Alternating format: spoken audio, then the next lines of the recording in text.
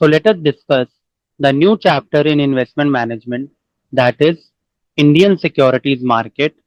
Basically, इसके first chapter में जो हमने डिस्कस किया था, we have discussed about investment and the topics and terms related with investment, जिसमें आपने 5-6 वीडियोस देखी थी। अब ये चैप्टर 2 स्टार्ट हो रहा है, that is Indian securities market, और इसका पार्ट 1 आज हम डिस्कस कर रहे हैं, that is primary market.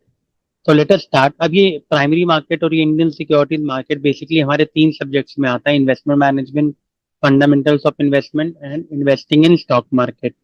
So let us start. So before understanding directly primary market, let us first understand about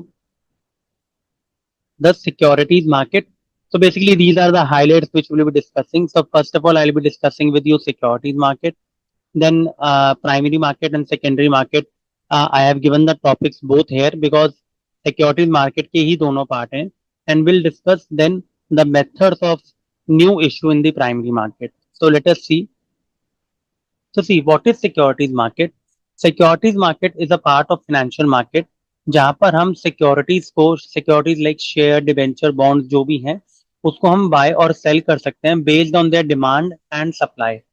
तो सिक्योरिटीज मार्केट जैसे एक स्टॉक मार्केट आप कह सकते हो, ठीक है।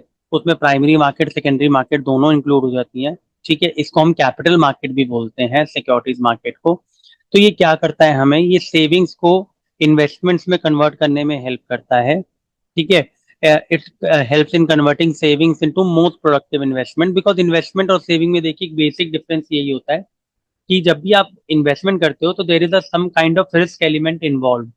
तो जब हाई रिस्क हाई रिटर्न का कॉन्सेप्ट आप चेक करते हो, इन्वेस्टमेंट्स में ही आता है। Savings are generally risk free, तो सेविंग्स पे आपको जो इंटरेस्ट रेट है वो भी कम मिलता है। तो जनरली कई बार लोग कहते हैं कि सेविंग्स से अच्छा आप पैसा क्या करें, इन्वेस्ट कीजिए, बिकॉज वहां पर आपके ग्रोथ होने के चांसेस ज्यादा हैं। तो देखिए सिक्योरिटीज मार्केट में लिखा हुआ है, securities market is a market of financial market, is a part of financial market where securities are bought and sold based on demand and supply. It helps in converting savings into most productive investments. It comprises of development banks, commercial banks, and stock exchanges. The instruments in capital market are traded with longer maturity period. तो basically जब भी हम securities market के बारे में बात करते हैं तो हमारा व्यू जो होता है वो लॉन्ग पीरियड ऑफ टाइम होता है।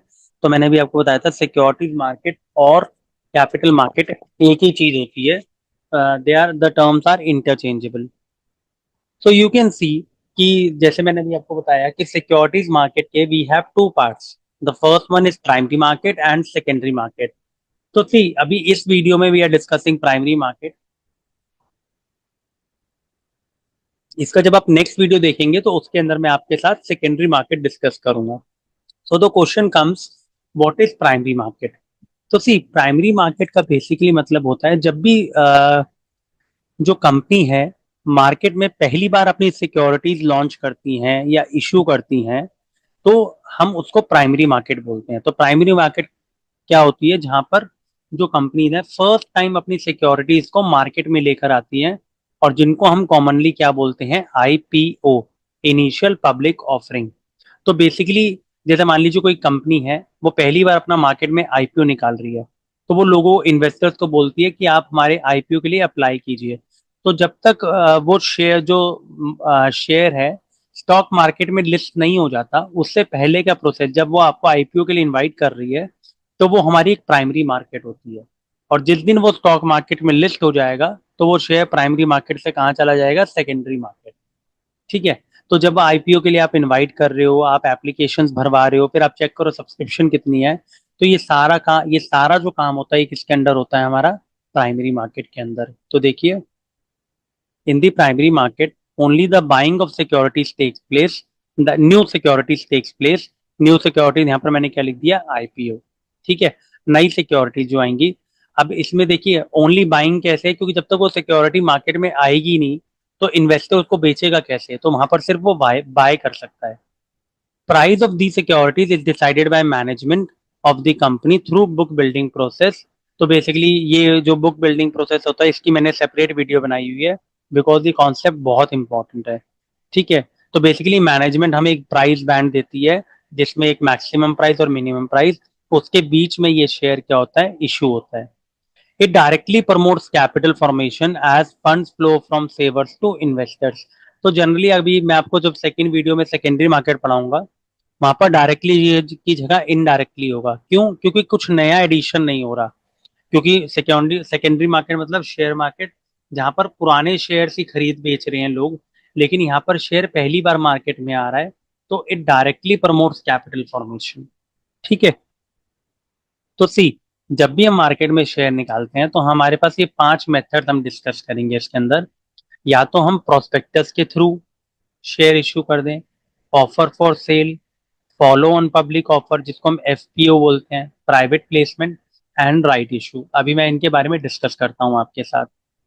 सो द फर्स्ट मेथड देखिए, प्रोस्पेक्टस के थ्रू जब हम अपने नए शेयर्स को निकालते हैं, इसी को हम इनिशियल पब्लिक ऑफरिंग बोलते हैं, आईपीओ।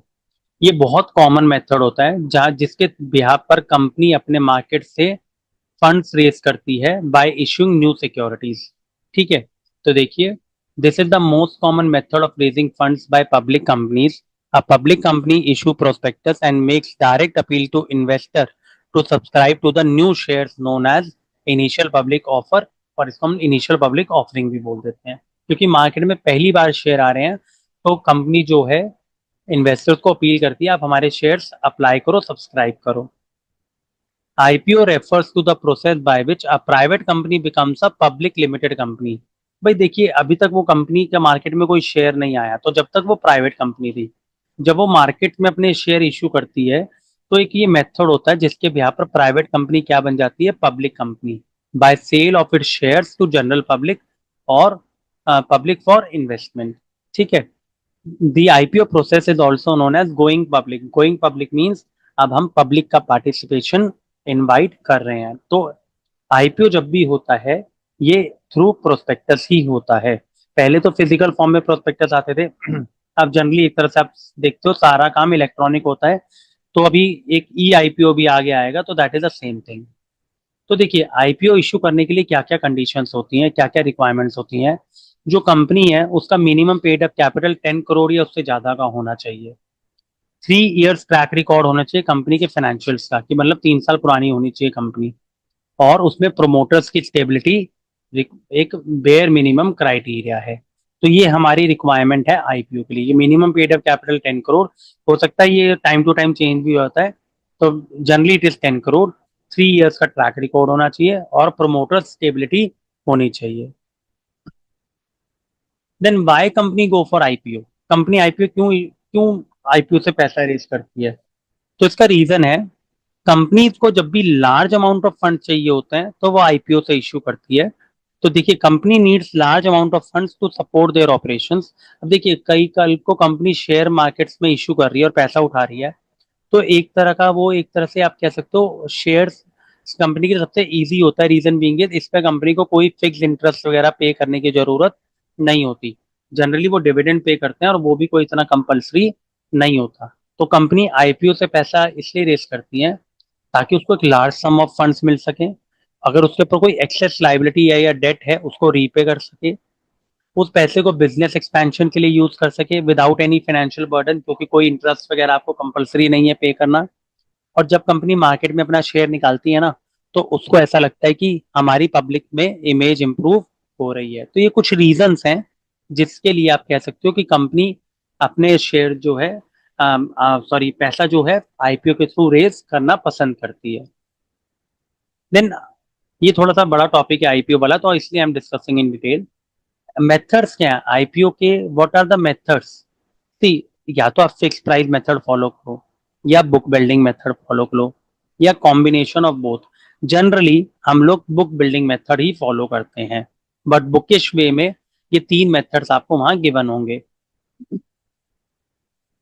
तो देखिए, फिक्स प्राइस मेथड के अंदर क्या होता है, जो कंपनी होती है वो प्राइस प्री डिसाइडेड कर लेती है कि भाई हम इस प्राइस पर जो है आईपीओ या शेयर्स इशू करेंगे। तो देखिए, under this method the issuer company offer the shares to investor at pre specified price. Therefore demand for the issue is known only after the issue is close. भाई हमने बोला हमारे share की price 500 rupees per share होगा। तो वो हमने pre specify कर दिया इन्वेस्टर को, अगर आपको हमारी कंपनी का शेयर चाहिए तो 500 रुपये एक शेयर के हैं। तो डिमांड तो हमें क्लोज के बाद पता लगेगी क्या हमारे शेयर की डिमांड है भी या नहीं। देन सेकेंड मेथड, ये बुक बिल्डिंग मेथड है, ये मैं आपको डिटेल में भी डिस्कस करूंगा वीडियो में आगे, क्योंकि इसका प्रोसेस है बड़ा। Book building method of price and demand. Book building जो है ये मेथड है हमारा प्राइस और डिमांड डिस्कवरी का। A price band is offered to investor and they are asked to bid the price and the corresponding quantity. This is known as book building the book, where the issuer elicits demand for its offer. Book is often for open for bids only for a specific period. The issue price is determined after the book closure. तो देखिए इसमें मैं आपको अभी जो point समझा रहा हूँ कि बुक बिल्डिंग मेथड हमारे को हेल्प करता है to determine the price and demand of the security.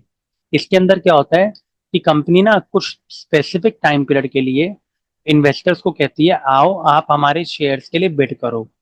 उसमें दो प्राइस गिवन होते हैं, एक मैक्सिमम प्राइस, लेट से 110 रुपये मैंने बोला हमारा मैक्सिमम प्राइस है, और मिनिमम प्राइस है 100 रुपये। अब हम इन्वेस्टर को कहते हैं कि हमने जो है 10 लाख सिक्योरिटीज इश्यू करनी है। ठीक है, तो एक तरह से आप क्या कह सकते हो कि आप इन्वेस्टर आओ और आप हमारे शेयर के लिए बिड करो। अब कोई कहता है कि भाई मैं तो 110 पे 1 लाख क्वांटिटी बाय कर लूंगा। इस तरीके से इन्वेस्टर्स क्या करते हैं, एक तरह से बिड करते हैं। तो वो बिडिंग जब कंप्लीट होती है तब हमें पता लगता है कि हमारे जो शेयर की डिमांड क्या है और उसके ब्याह पर हम क्या प्राइस सेट या डिमांड कर सकते हैं इन्वेस्टर से। तो उसको हम बुक बिल्डिंग मेथड बोलते हैं। ये जो मैं आपको डिटेल वीडियो आप नेक्स्ट देखेंगे सेकेंडरी मार्केट के बाद, तब आपको समझ में आएगा कि इसका एक्चुअल प्रोसेस क्या है। वहां पर मैं आपको एग्जाम्पल के थ्रू हेल्प करूंगा, बट अभी आप ये समझिए कि यहाँ पर इन्वेस्टर्स को बिड करना पड़ता है for specific period. Third method इसके अंदर आता है combination of fix price and book building method.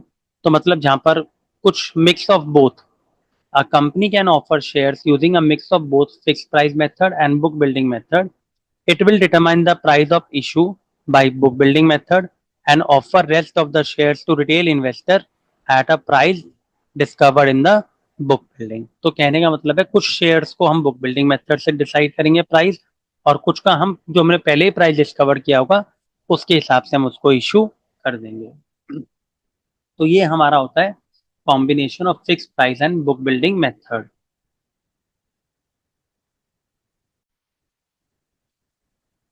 Let's move on to another method.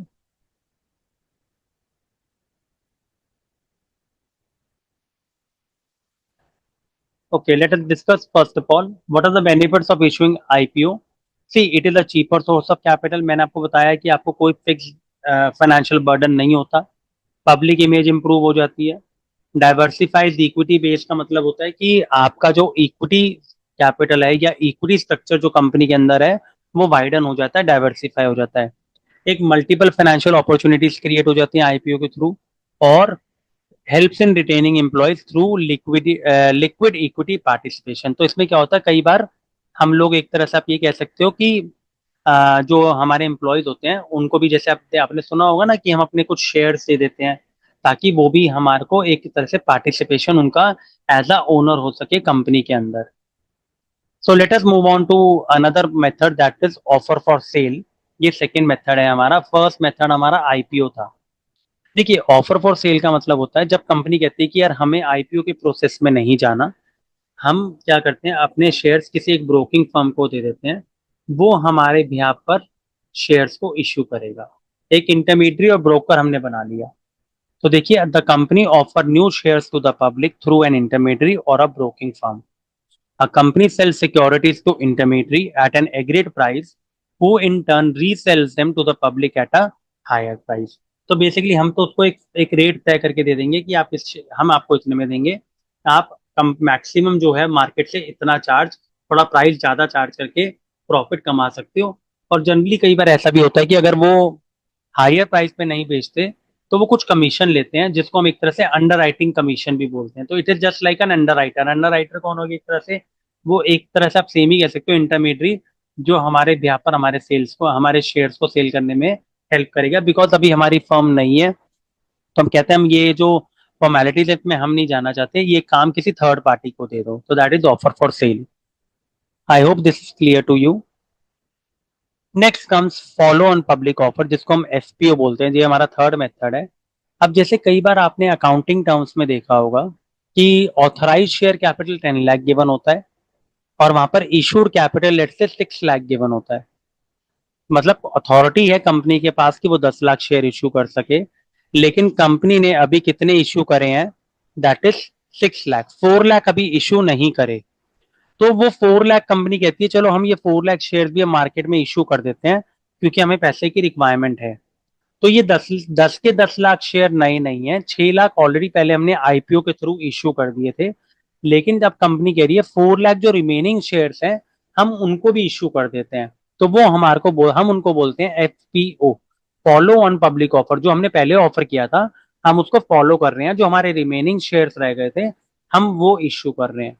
तो सी, these are the supplementary shares issued by the company which are already listed on the exchange। वो पहले से listed कैसे हैं, क्योंकि वो जो 10 लाख वाली कैटेगरी थी उसमें से 6 लाख ऑलरेडी जो है स्टॉक मार्केट में लिस्टेड है। तो ये रिमेनिंग शेयर्स थे जो कंपनी अब इश्यू करना चाहती है।